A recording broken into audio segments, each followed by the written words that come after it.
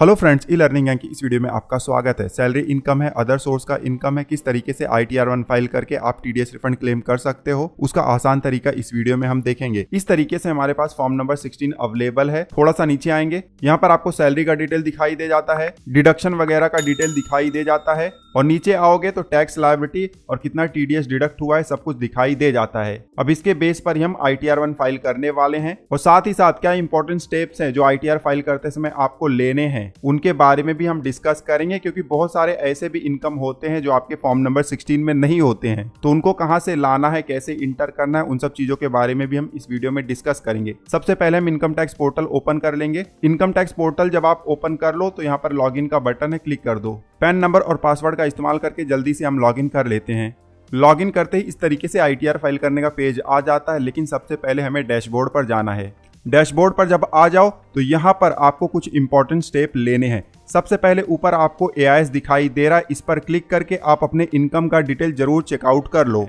अब AIS में देखिए यहाँ पर सैलरी का डिटेल दिखाई दे रहा है, इसको आप अपने फॉर्म नंबर 16 से मैच कर लो। हमारे केस में फॉर्म नंबर 16 से मैच हो रहा है, जो ग्रॉस सैलरी होगा वही यहाँ पर भी दिखाई देगा, ठीक है। उसके बाद डिविडेंड भी है और सेविंग बैंक का इंटरेस्ट भी है। अब सेविंग बैंक का इंटरेस्ट, डिविडेंड ये हमारे फॉर्म नंबर 16 में नहीं है, तो इन सब चीजों को अलग से हमें नोट डाउन करके रख लेना है। ध्यान दे रहा है, इनको जरूर आप दिखाइएगा, अदरवाइज डिफेक्टिव रिटर्न का नोटिस आ जाएगा। बस दिखाने से पहले आपका जो बैंक स्टेटमेंट होगा उसमें से इन इनकम को वेरीफाई कर लो, AIS चेक कर लो। तो उसके बाद आपको ई फाइल में जाना है, इनकम टैक्स रिटर्न्स में जाना है और यहाँ पर व्यू फॉर्म 26AS है, इस पर क्लिक करके आप अपने TDS का डिटेल जरूर चेक कर लो। जैसे कि हमारे केस में आप देख सकते हो सैलरी का अमाउंट बिल्कुल सही है और TDS का अमाउंट जो हमारे फॉर्म नंबर 16 में है वही यहाँ पर भी दिखाई दे रहा है, पूरा अप टू डेट है। TDS का डिटेल वेरीफाई कर लो तो उसके बाद यहाँ पर देखिए बैंक अकाउंट है, इसके सामने अपडेट का बटन है। क्लिक करते ही माय बैंक अकाउंट का पेज आ जाएगा। यहाँ पर आपको देखना है कि आपका बैंक अकाउंट लिंक है और वैलिडेटेड भी है, बहुत ही ज्यादा इंपॉर्टेंट है। बैंक अकाउंट लिंक नहीं होगा या गलत बैंक अकाउंट लिंक है तो आपका ITR फाइल नहीं होगा, रिफंड नहीं आएगा, ठीक है। बैंक अकाउंट के ऊपर ही आपको कॉन्टेक्ट डिटेल दिखाई दे जाता है, यहाँ पर अपडेट का बटन है, क्लिक करके ये देख लो कि मोबाइल नंबर, ईमेल ID सही तरीके से लिंक है। Latest mobile number, email ID link होना चाहिए ताकि इनकम टैक्स डिपार्टमेंट कुछ कम्युनिकेशन करना चाहे तो आसानी से कर सके। ये सारे पॉइंट जो अभी मैंने आपको बताया हुआ है इनको आप चेक कर लीजिएगा, सब कुछ अप टू डेट होगा। तब यहाँ पर फाइल नाउ का बटन है, इस पर क्लिक कर देना है। असेसमेंट ईयर यहाँ पर आप सेलेक्ट कर लो और उसके बाद मोड ऑफ फाइलिंग में ऑनलाइन सेलेक्ट कर लो और कंटिन्यू पर क्लिक कर दो। यहाँ स्टार्ट न्यू फाइलिंग पर क्लिक कर दो। असेसी यहाँ पर ऑटोमेटिकली सिलेक्टेड है, अब नीचे कंटिन्यू का बटन होगा, क्लिक कर देना है। ITR फॉर्म हमें सिलेक्ट कर लेना है, ITR-1 सिलेक्ट करते ही नीचे प्रोसीड विद ITR-1 का बटन आ गया है, क्लिक कर देंगे। पॉपअप आया है, ओके पर क्लिक करेंगे। लेट्स गेट स्टार्टेड पर क्लिक कर देंगे।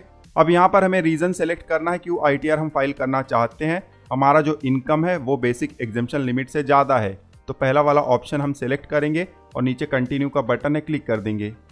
पॉपअप आ गया है कि बहुत सारा डेटा आपको प्रीफिल्ड दिखाई देगा। ध्यान देना, प्रीफिल्ड डेटा दिखाई देगा लेकिन फिर भी आपको क्रॉस वेरीफाई जरूर करना है, ठीक है। ओके पर क्लिक कर देंगे। इस तरीके से रिटर्न समरी का पेज आ जाता है। यहाँ पर कुछ टैब दिए गए हैं, इन सबको हमें भरना है। सबसे पहले पर्सनल इन्फॉर्मेशन का टैब है, इस पर क्लिक करेंगे। सबसे ऊपर प्रोफाइल और कॉन्टेक्ट डिटेल दिखाई दे जाता है, इसको आप वेरीफाई कर लीजिएगा और उसके बाद नीचे आना है। नीचे आओगे तो नेचर ऑफ एम्प्लॉयमेंट का ड्रॉप डाउन है, क्लिक करो। जो भी आपके एम्प्लॉयमेंट का नेचर है वो आप सेलेक्ट कर लो। गवर्नमेंट एम्प्लॉय है तो उस हिसाब से सेलेक्ट कर लो, पेंशनर है तो उस हिसाब से कर लो, प्राइवेट सेक्टर के एम्प्लॉय है तो अदर्स आपको सेलेक्ट कर लेना है। उसके बाद फाइलिंग सेक्शन में यहाँ पर ड्यू डेट से पहले ITR फाइल कर रहे हो तो सेक्शन 139(1) हमें सेलेक्ट कर लेना है। नीचे आएंगे, नया टैक्स सिस्टम चुनना है या पुराना। न्यू टैक्स सिस्टम चुनना है तो नो पर क्लिक करो, पुराना टैक्स सिस्टम चुनना है तो यस पर क्लिक करो। हम न्यू टैक्स सिस्टम चुनना चाहते हैं क्योंकि इसमें टैक्स ज्यादा बचेगा। नीचे आएंगे, बैंक डिटेल का रो है, इस पर क्लिक करेंगे। ऑलरेडी हमने चेक किया हुआ था कि हमारा बैंक अकाउंट लिंक था और वैलिडेटेड भी था। एक चीज का ध्यान देना, अगर यहाँ पर मल्टीपल बैंक होगा और इनकेस आपको रिफंड भी है तो जिस बैंक अकाउंट में रिफंड चाहिए उसका बटन आप ऑन कर दीजिएगा, ठीक है। सारा डिटेल यहाँ पर आप भर दो और चेक कर लो और उसके बाद नीचे कंफर्म का बटन है, क्लिक कर दो। क्लिक करते आप देख सकते हो पर्सनल इन्फॉर्मेशन का रो कंप्लीट हो गया, कंफर्म का साइन हमें यहाँ पर दिखाई दे रहा है। अब नीचे आएंगे, ग्रॉस टोटल इनकम का रो है, इस पर क्लिक करेंगे।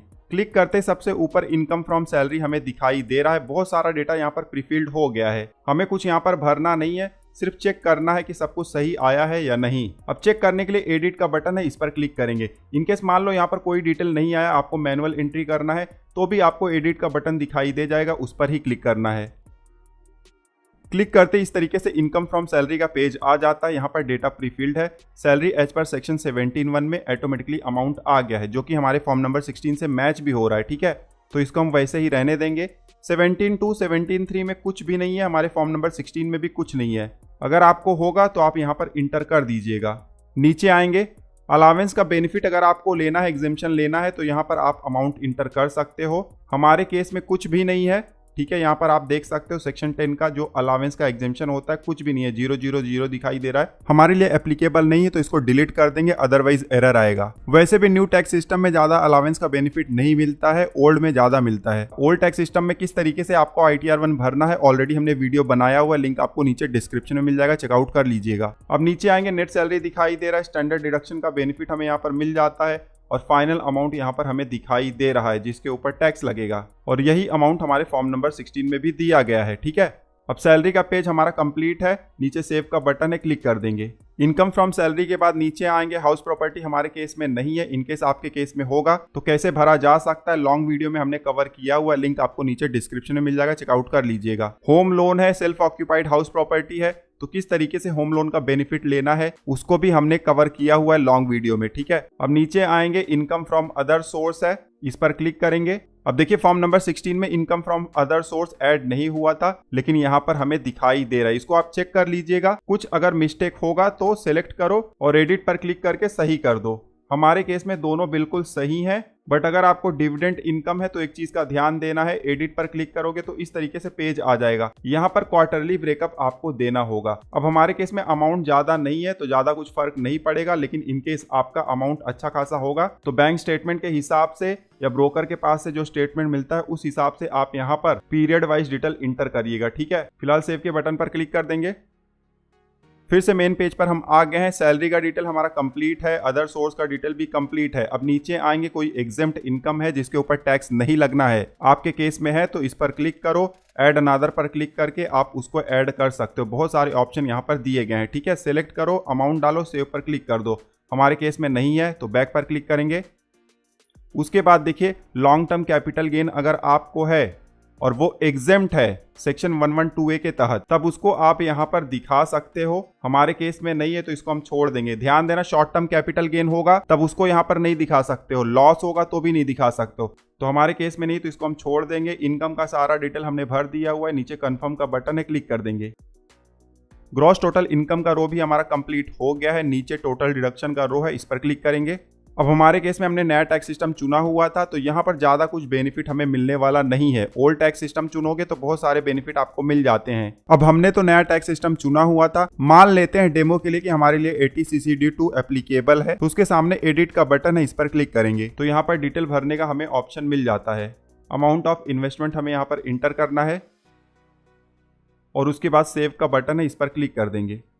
आप देख लीजिएगा जो भी डिडक्शन एप्लीकेबल होगा वो आप इंटर कर दीजिएगा, नहीं होगा तो छोड़ दीजिएगा। ठीक है, नीचे आना है, यहाँ पर कंफर्म का बटन है, क्लिक कर देना है। फिर से रिटर्न समरी के पेज पर आ गए हैं, टोटल डिडक्शन भी हमारा कंप्लीट हो गया है। नीचे आएंगे, टैक्स पेड का रो है, इस पर क्लिक करेंगे। अब इस तरीके से पेज आ जाता है। सैलरी पर अगर TDS डिडक्ट हुआ है तो पहले रो में आपको दिखाई दे जाएगा, इस पर क्लिक करो। क्लिक करते ही इस तरीके से यहाँ पर डिटेल एंट्री दिखाई दे जाता है। चेक कर लेना कि यहाँ पर जो अमाउंट है सैलरी का और जो TDS है बिल्कुल सही है। कुछ रॉन्ग होगा तो सिलेक्ट करो और एडिट पर क्लिक कर दो। ध्यान देना, इसको आप 26AS से भी मैच कर लीजिएगा। ठीक है, हमारे केस में बिल्कुल सही है तो एडिट करने की जरूरत नहीं है, इसको मिनिमाइज कर देंगे। अब अगर आपके अदर सोर्स वाले इनकम पर भी TDS डिडक्ट हुआ है तो सेकेंड रो में दिखाई दे जाएगा। उसके अलावा कोई आपने इनकम टैक्स पेमेंट किया हुआ है या सेल्फ असेसमेंट टैक्स पेमेंट किया हुआ है तो इस वाले रो में आपको दिखाई दे जाएगा। मैनुअल एंट्री भी आप कर सकते हो, हमारे केस में नहीं है तो इसको हम छोड़ देंगे। सब कुछ चेक कर लो, उसके बाद नीचे कंफर्म का बटन है, क्लिक कर दो। फिर से रिटर्न समरी के पेज पर आ गए हैं, टैक्स पेड का रो भी कंप्लीट हो गया है। अब नीचे आएंगे, वेरीफाई योर टैक्स लायबिलिटी, इस पर क्लिक करेंगे। यहाँ पर सारा डिटेल ऑटोमेटिकली आ जाता है, हमें सिर्फ वेरीफाई करना है। टोटल इनकम का कंप्यूटेशन हो गया है, टैक्स का कंप्यूटेशन हो गया है, कितना टैक्स लायबिलिटी बन रहा है वो भी आ गया है। ये टैक्स लायबिलिटी हमें यहाँ पर दिखाई दे रहा है। नीचे आएंगे तो आप देख सकते हो, ठीक है, फाइनल अमाउंट दिखाई दे रहा है। कंफर्म का बटन है, क्लिक कर देंगे। अब सारे टैब को हमने कंप्लीट कर दिया हुआ है, सब कुछ हमने भर दिया हुआ है। नीचे प्रोसीड टू वेरिफिकेशन का बटन है, क्लिक कर देंगे। फिर से यहाँ पर कंप्यूटेशन का पेज आ जाता है। आप ऊपर देख सकते हो कि हमें इतना रिफंड मिलने वाला है। यहाँ नीचे आओगे तो पूरा कंप्यूटेशन फिर से आप एक बार चेकआउट कर सकते हो। एकदम आखिरी में आओगे तो यहाँ पर आपको रिफंड का अमाउंट दिखाई दे जाएगा। नीचे preview and submit your return का बटन है, इस पर क्लिक कर दो। चेक बॉक्स दिया गया है, क्लिक करो और यहाँ पर प्लेस आप इंटर कर दो। फिर नीचे आ जाओ, यहाँ पर प्रोसीड टू वैलिडेशन का बटन है, क्लिक कर दो। वैलिडेशन सक्सेसफुल हमें यहाँ पर दिखाई दे रहा है। अब नीचे प्रीव्यू का बटन है, क्लिक कर देंगे। इस तरीके से पेज आ गया है। जो भी ITR में हमने डिटेल भरा हुआ था सब कुछ यहाँ पर हमें दिखाई दे जाएगा। राइट साइड में टैब है, क्लिक करके आप चेकआउट कर सकते हो। ठीक है, सब कुछ सही है तो आपको नीचे आना है, यहाँ पर प्रोसीड टू वैलिडेशन का बटन है, क्लिक कर देना है। अपलोड लेवल वैलिडेशन भी हमारा सक्सेसफुल हो गया है, कोई एरर नहीं है। अब नीचे प्रोसीड टू वेरिफिकेशन का बटन है, क्लिक कर देंगे। कंप्लीट योर वेरिफिकेशन का पेज आ गया। यहाँ पर 3 ऑप्शन हमें दिखाई दे जाते हैं। अभी ITR फाइल करने के साथ हमें वेरीफाई भी करना है, तो ई वेरीफाई नाउ पर क्लिक करेंगे और नीचे कंटिन्यू का बटन है, क्लिक कर देंगे। अब इस तरीके से पेज आ जाता है। यहाँ पर बहुत सारे ऑप्शन आपको दिए गए होते हैं। जो भी ऑप्शन आपके लिए सुटेबल होगा उसको आप सेलेक्ट कर लो। सबसे इजी है आधार OTP वाला ऑप्शन को सेलेक्ट करेंगे और उसके बाद नीचे कंटिन्यू का बटन है, उस पर क्लिक कर देंगे। इस तरीके से पॉपअप आ जाता है। आई एग्री के चेकबॉक्स पर क्लिक करेंगे और फिर जनरेट आधार OTP के बटन पर क्लिक कर देंगे। क्लिक करते ही इस तरीके से वेरीफाई OTP का बॉक्स आ जाता है। आपके आधार रजिस्टर्ड मोबाइल नंबर पर जो OTP आया हुआ है उसको आप यहाँ पर इंटर कर दो और उसके बाद नीचे वैलिडेट का बटन है, उस पर क्लिक कर दो। वैलिडेट पर क्लिक करते ही इस तरीके से कंफर्मेशन का पॉपअप आ जाता है। यहाँ पर सबमिट का बटन दिखाई दे रहा है, इस पर हमें क्लिक कर देना है। क्लिक करते ही अब सबमिट लेवल वैलिडेशन सक्सेसफुल हमें दिखाई दे जाता है, कोई भी एरर नहीं है। नीचे प्रोसीड का बटन है, इस पर क्लिक कर देंगे। अब जैसे ही प्रोसीड के बटन पर क्लिक करते हैं इस तरीके से स्क्रीन आ जाता है कि successfully filed and verified your return. तो पूरा प्रोसेस हमारा यहाँ पर कंप्लीट हो गया है। हमारे मोबाइल नंबर पर और ईमेल आईडी पर मैसेज चले गया है। यहाँ नीचे डाउनलोड का बटन है, इस पर क्लिक करके आप ITR का कॉपी डाउनलोड कर सकते हो। तो इस तरीके से आप सैलरी इनकम के लिए अदर सोर्स के लिए ITR1 फाइल कर सकते हो। अब ITR प्रोसेस कितने दिन में होगा, कितने दिन में रिफंड आएगा, ये जानने के लिए स्क्रीन पर आपको प्लेलिस्ट दिखाई दे रहा है, क्लिक करके चेकआउट कर सकते हो। इस वीडियो में बस इतना ही। मिलते हैं आपसे अगले वीडियो में, तब तक आप हंसते रहो, मुस्कुराते रहो। धन्यवाद।